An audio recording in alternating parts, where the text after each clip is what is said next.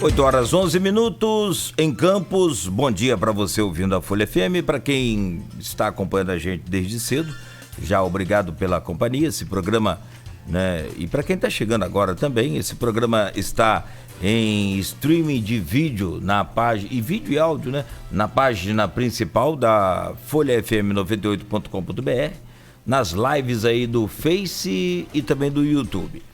E você pode acompanhar também ao vivo agora pelos aplicativos para Android e iOS e no aplicativo Radiosnet. E logo mais, daqui a pouco esse programa vira um podcast também. Aí sim você pode ouvir da melhor maneira, a hora que quiser, quando quiser, do jeito que quiser, em todas as plataformas, em todos os aplicativos de podcast. E nós estamos de volta. Tem um abraço só para registrar aqui para o Marcos, o apresentador também do programa, que é do professor Carlos Rezende, registrando aqui um abraço para o Marco Antônio, né? Tive a oportunidade de ser entrevistado por ele e percebi, temos uma grande pessoa que inclusive possui um excelente gosto musical, é o que disse o professor Carlão. Registrado um abraço para o Marco Antônio, que está devidamente cumprindo aí a quarentena e trabalhando em home office. E de vez em quando a gente liga para saber se o pessoal está trabalhando mesmo. Não. Bom, de volta às 8 horas e 12 minutos, a pauta é cultura e comemorações do aniversário de Campos virtuais. Como é que a Graziela Escocar, diretora do Museu Histórico de Campos, está conseguindo driblar aí esse coronavírus nessa situação? Pauta com o Arnaldo Neto.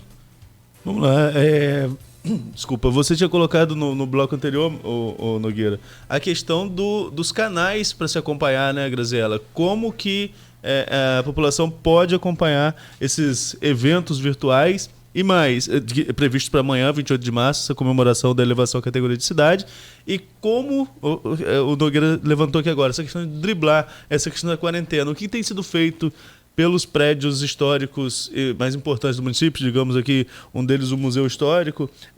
Quais são as atividades que estão sendo desenvolvidas via internet para que possa oferecer opções de cultura à população nesse momento de isolamento social? Portal da Prefeitura, temos as páginas do museu no Facebook, no Instagram. Então, agora utilizando muito mais da rede social, uma forma de interagir, porque a equipe está em casa, trabalhando home office, né? Eu também estou, enfim, e a gente inquietos, né, querendo falar sobre Campos e falar sobre o museu. A gente decidiu criar essas ações que foram inspiradas assim em outros locais, que têm realizado realmente visita virtual, e como eu tinha falado, a gente percebe nesse momento que a gente não tinha um registro audiovisual e como isso é importante, né? Então a gente começou a fazer, a gente se reúne uma vez na semana, mas também não é uma reunião com todos os funcionários não, tá? São 3 funcionários no máximo e a gente vai ali falar sobre o acervo, né? Grava um vídeo que a gente também pensou em vídeos curtos, eles não passam de 2 minutos realmente, porque a gente acrescenta o vídeo ou a foto e mais a pesquisa que o estagiário, enfim, realizou sobre aquele objeto para contextualizar com a história de Campos, né? Então, a gente tenta o máximo possível gravar esses vídeos, tirar foto, registrar do acervo e falar na rede social, né? Postar, utilizar muito mais esse mecanismo de comunicação no qual a gente utilizava, mas era assim, para uma divulgação ou outra, agora sendo muito mais utilizado.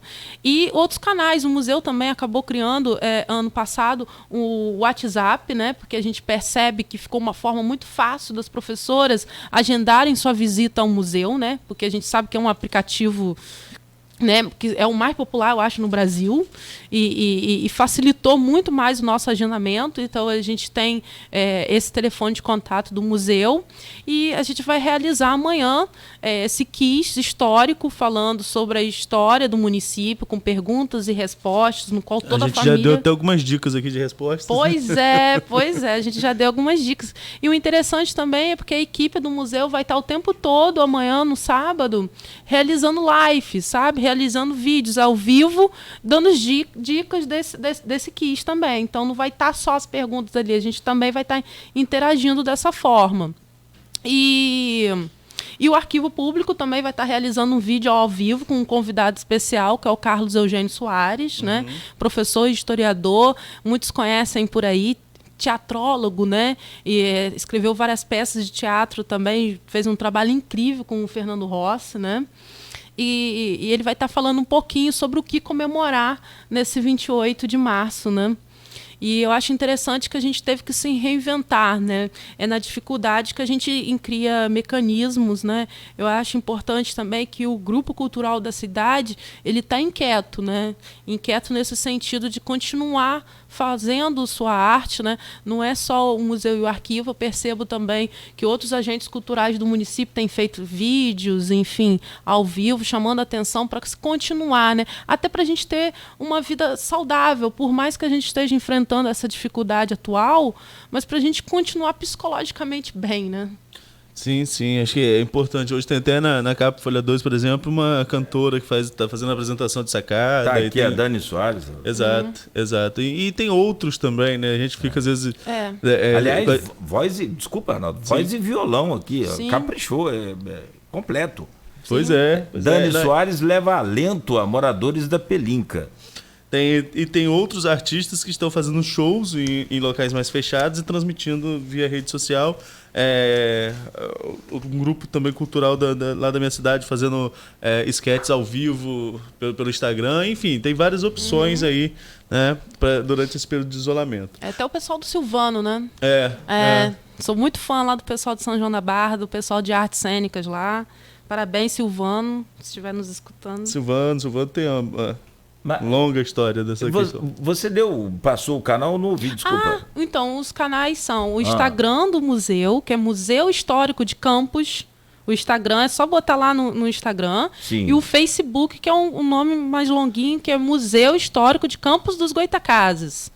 Não tem o que perder. Aí a gente tem a logozinha, que a gente costuma chamar biscoitozinho. Um biscoitozinho, a logo, na cor vinho, que está lá. É uma logo redondinha. E vocês podem interagir, entrar em contato, perguntar. E além do WhatsApp, que deixa eu passar aqui, que eu sempre esqueço o número, que é o DDD 22 98 17 50 616. 98 17 50 616. Qualquer dúvida pode entrar em contato também pelo WhatsApp. Vai ter essa chamada, talvez às 9 horas da manhã, esse vídeo ao vivo, chamando a população, convocando, fazendo esse convite para participar do quiz histórico. O arquivo vai estar realizando esse vídeo também ao vivo às 10 horas da manhã. Acho muito importante o tema que o arquivo está trazendo para se falar, né, principalmente com o professor Carlos Eugênio Soares. E depois o museu vai continuar com essa interação até às 17 horas, né? Sendo que meio-dia a gente vai lançar também no Instagram e no Facebook um novo vídeo. E esse vídeo é até em comemoração ao 28 de março, que é um vídeo que a gente fez a gravação, na verdade, ali na sala do século XIX, que foi o período que a vila foi levada à categoria de cidade, né? Então a gente vai falar sobre a produção econômica, onde a gente tem a coleção de moedas, a gente tem os tipos de açúcar também. Outro vídeo também que vai ser muito importante, que a gente vai lançar nesse dia, é o do Rossini Reis, que é o coordenador do setor educativo no museu, que ele fala sobre os instrumentos de suplício, porque a gente não pode esquecer dessa mão de obra, né, que abasteceu esse mercado, né, que foi a mão de obra escrava, né? Sim, sim. E vai ser nesse período do século XIX que vai ser, a maioria da população é negra, né? E como hoje, mas vai ser essa população que vai abastecer esses barões do açúcar aqui na região, então a gente também vai questionar tudo isso no dia 28. Agora, a gente está falando muito da cultura local e eu queria saber a sua opinião sobre a valorização da cultura. Como que a valorização da cultura local mesmo, qual o panorama que você vê de Campos ao longo do tempo que você tem acompanhado aí na questão da valorização local sobre a cultura? Então, para ser muito sincera, eu percebo que os agentes culturais do município, e a partir do momento que eu também passei a conhecê-los, eles fazem muito por amor, né? Uma coisa que a cultura é sempre colocada por último, né? A cultura, enfim. E esses agentes culturais, eles só conseguem perpetuar suas atividades por amor. A gente vê um grande exemplo aí também do Festival Doces Palavras, né, que não ocorreu, mas ocorreu sim por amor, né? As pessoas se reuniram e acabaram realizando o Festival Doces Palavras. Eu percebo também uma grande tradição da cidade, que é a cavalhada, que recebe pouco investimento e é pouco reconhecida, e eles acabam realizando por amor. Vocês não sabem o tamanho investimento que eles colocam naquilo. Eles passam o ano todo juntando dinheiro para alugar cavalos, porque eles não têm cavalos, né? Eles trabalham com outros animais, enfim. E aí eles alugam esses animais para participar da cavalhada. Como é que é o nome daquela... são argolas mesmo? Tem as argolinhas e tem um vasinho de cerâmica também. Uma coisa... Aquelas argolas, perdão, eu descobri que elas vêm da China. Hoje, eles conseguem comprar aquilo, Arnaldo, na China. E é o maior complicador, porque tem taxa, tem imposto e acaba ficando caro. E aí, né, vai junto. O Fernando Teles, por exemplo, é um dos colaboradores na organização, chega junto com dinheiro, Sim. falando a verdade. Porque senão não teria mais cavalhada. Isso. Então, eu percebo desses agentes culturais que fazem cultura, que vivem do fazer, né, cultural, esse amor e essa paixão. E acabam realizando, mesmo em situações complicadas, suas ações, né? Então, a gente acaba percebendo que cada animador, cada agente cultural tem amor realmente pelo que faz e acaba concretizando o seu projeto, enfim. Mas eu acho que a cultura poderia receber um pouco mais de incentivo nesse sentido. Hoje estamos também em uma situação que Campos não possui as verbas que tinha antigamente, né? A gente entende essa questão econômica também, mas eu acho importante valorizar o fazer artístico, tanto é que vocês estão falando agora, né? A Dani trouxe o quê, né, para a população? Trouxe uma calma nesse momento em que está todo mundo desesperado. Eu acho que é nesse momento que vocês estão percebendo que está dentro de casa a partir de um documentário, assistindo alguma série audiovisual, isso faz parte da cultura, né? É em casa que vocês estão assistindo uma música, alguma coisa, tudo isso envolve a cultura. E agora, tomara que a população perceba o quanto é importante a cultura, né? O quanto a cultura precisa fazer parte, né, da nossa vivência. Que também a gente, eu estou sendo muito sincero aqui, a gente quando tem uma peça no Teatro Trianon, uma comédia de alguém que vem de fora, você vai ao teatro, está lotado. Agora, quando é uma peça de uma companhia local, muitas vezes a população não se atenta a isso, né? Então, nós temos uma produção cultural forte, mas falta fazer com que a população se integre a isso. Sim, né? sim. E isso passa muito pelo conhecimento de base, né? Pela formação do cidadão lá na base, como a gente conversou no bloco anterior. Eu acho que tudo isso aí agrega a questão da educação patrimonial, sim. Eu acho que quando a gente fala de educação patrimonial, que a gente fala sobre a nossa história, a gente fala das nossas bases, a gente fala de quem produz. Então, realmente, eu acho que você falou uma coisa muito importante, quando alguém vem de fora com uma produção, né, artística de fora, acaba chamando mais atenção do que uma produção local, mas ainda assim, eu percebo que a produção local ainda chama muito atenção. A gente percebe, por exemplo, eu sei que o teatro de bolso é um teatro de menor porte, mas as peças da trilogia de Fernando Rossi lotou o teatro, e tanto é que ele está voltando com a trilogia, né, por conta da procura, né? Então, eu percebo também que tem essa questão forte, e eu percebo que hoje também as pessoas estão indo mais à procura dessa produção local. Acho que ficou um pouco abandonada em alguns anos, né? E foi o que eu disse, eu acho que também os agentes têm se reinventado, têm criado outras formas, têm divulgado seus trabalhos também, e inserindo nesse campo também virtual, do qual eu estava há pouco tempo, assim, eu me inseri o básico, agora passei a me inserir muito mais, e a gente percebe que tem um público ali que é uma nova geração, né? E que a gente precisa divulgar para essa nova geração também, participar desses novos meios, né?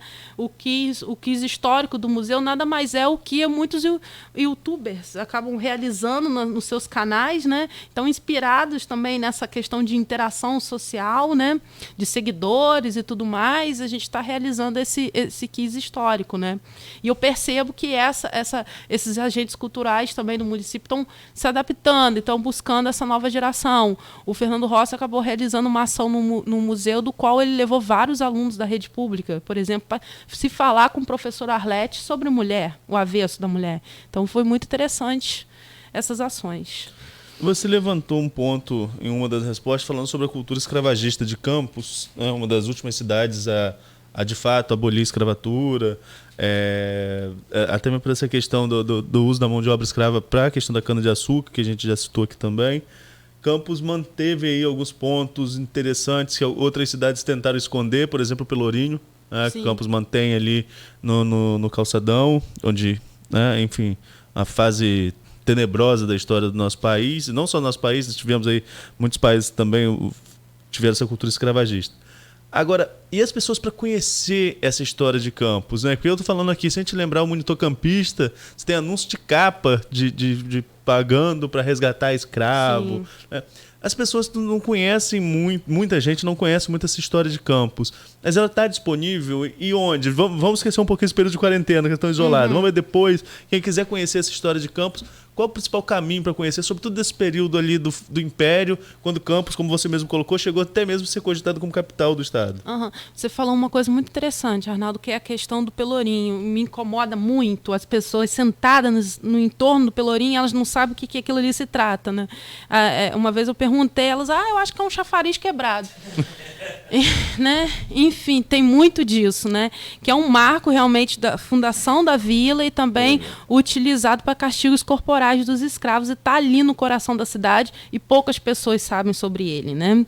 E as pessoas convivem com ele, isso que é o mais impressionante. Então, falando sobre essa questão escravista da cidade, eu acho que a gente precisa notar vários pontos na cidade. Uma vez uma aluna do IFE, até de licenciatura em teatro, me perguntou uma coisa muito interessante. Quando a gente fala de patrimônio material e imaterial, o que tem que retrata patrimônio material em Campos voltado para a cultura afro, né? E aí a gente só encontra, sabe o quê? O Pelourinho. Se a gente parar para conceber, eu estou falando de patrimônio material, então é esse monumento, e que traz consigo uma carga que a gente, sabendo da história dele, né, que era para castigos corporais, enfim. Então, como que a cidade ela marca essa questão realmente da aristocracia rural, e essa questão com peso realmente em cima dos escravos. Campos era considerada uma cidade que maltratava demais seus escravos, por isso que a gente tem um alto índice de rebeldia negra desses escravos matando seus senhores. No ano passado a gente realizou, no Meia-Noite no museu, o assassinato da Ana Pimenta, né? Que nada mais é que ela foi morta, na verdade, pelas suas escravas, né? Pela forma como as escravas eram maltratadas, enfim. E foi interessante porque o caso foi julgado ali no prédio onde é o museu, que foi o Tribunal do Júri, né? Então, eu acho que tudo isso precisa ser falado, e não é uma história que a gente precisa esconder para debaixo do tapete. Eu acho que a gente precisa revelar a história de Campos em todos os seus detalhes. Mas você me perguntou outra coisa do Pelourinho e foi... Não, onde está para conhecer? Você falou essa questão do museu, para você conhecer realmente a história desse momento, digamos, escravagista do município de Campos, que foi muito forte, sobretudo no período do Império, né? Então, a gente tem um museu com essas ações também, porque o museu, a gente não quer ser só um museu vitrine, o museu quer ser vivo, né? Então, a gente acaba realizando ações de interação realmente, como Meia-Noite no museu, outras ações realmente que o museu levanta, como uma forma de interação com o público. E vocês também podem consultar o Arquivo Público Municipal, que tem essa documentação. O Monitor Campista foi até agora registrado como patrimônio da cidade há pouco tempo, né? Foi o vereador Fred Machado, né, que fez esse registro na Câmara Municipal. Finalmente, a gente pensa assim, nossa, o quanto que o monitor campista tem valor e o quanto ele é importante. Somente em 2020 ele é registrado como patrimônio, né? Então, a gente tem acesso a esse monitor através do Arquivo Público Municipal de Campos, que está fazendo um resgate muito interessante, um trabalho também de divulgação da sua documentação através da página. Então, para quem está em casa, eu acho que pode também acessar a página do Arquivo Público, que vocês podem consultar a documentação. Qual o endereço lá? Arquivo Público Municipal Valdir Pinto de Carvalho, que é uma homenagem até ao nosso historiador Valdir. Então, acho que também tem a página no Facebook e tem a página também no Instagram da Fundação Cultural Jornalista Oswaldo Lima, que é a fundação que concentra essas instituições culturais, também acaba realizando essa divulgação. E a equipe do arquivo ela tem realmente feito um grande trabalho, um trabalho belíssimo de divulgação da sua documentação, da história da cidade e também de visitas ao arquivo. Isso que é muito interessante, porque acaba vocês concebendo o arquivo somente para pesquisador, que vai lá pesquisar jornal, mas não, eles têm feito um trabalho de educação patrimonial também muito interessante, recebendo visitas escolares e também falando sobre a importância do documento histórico, né? Tem muita visita escolar ou é baixa? Não, tem tido muitas visitas, por mais distante que ele seja, o arquivo tem recebido muitas visitas, sim, teve um alto índice dessas visitas ano passado. E agora, tanto o museu quanto o arquivo estavam bombando, né? Aliás, a gente estava com aquela menina, a diretora do museu, do arquivo é fantástica. Até convidar para que ela venha aqui uma hora com o Aloysio também, com o Arnaldo, porque mais dedicada à área da história também. E Rafaela faz um trabalho lá excepcional. Sim, então o arquivo tem feito esse trabalho muito interessante de agendamento das escolas, que mostra também que a distância não existe, na verdade, quando você quer fazer algo, né? E o arquivo tem feito esse trabalho bem interessante mesmo. São 8h32, a gente vai ao intervalo agora, né, Nogueira? Só registrar aqui que os comentários do Edmundo Siqueira, enquanto a gente falava sobre a cavalhada de Santo Amaro, que é uma expressão cultural incrível, Campos tem também uma tradição no laço, com um tipo de laço específico de nossa região, inclusive com uma associação estruturada para manter essa história viva, a ALC, Associação do Laço Campista. Que surgiu, o Laço Campista surgiu a partir da atividade campeira de lida com o gado, criado solto extensivamente no ambiente de Restinga da Baixada Campista. A região realiza festas desde 1968. Então são vários aspectos culturais que a gente pode estar levantando aí. Vamos lá, na volta a gente conclui. E eu queria no próximo bloco, Graziela, a gente falar um pouquinho do cenário nacional, nessas mudanças que tivemos na questão da cultura, mas também do aspecto local de uma forma mais ampla.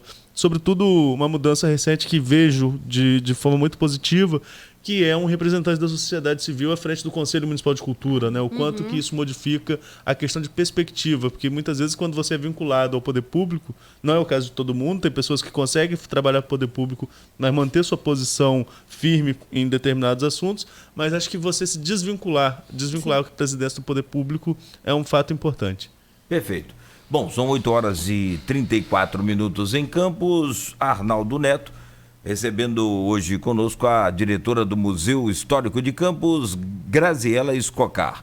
Este é o Folha no Ar, primeira edição, que tem o oferecimento do Laboratório Plínio Bacelar e da Clínica Proteus. Aproveite, durante esse período aí todo de quarentena, a Folha FM, o Grupo Folha, fazendo a campanha aí pelo comércio local. Hoje, na hora de fazer as suas compras, dê preferência ao comércio local. Tem aí várias alternativas como o delivery, tem a rede de internet também, várias opções. E, claro, os anunciantes aqui da Folha FM, você pode optar, tem os números de telefone, tem tudo aí para você, né, descobrir o contato e fazer as suas compras, mas dê preferência sempre ao comércio local. 8h35 agora. A Proteus, moderna empresa especializada em medicina e segurança do trabalho, está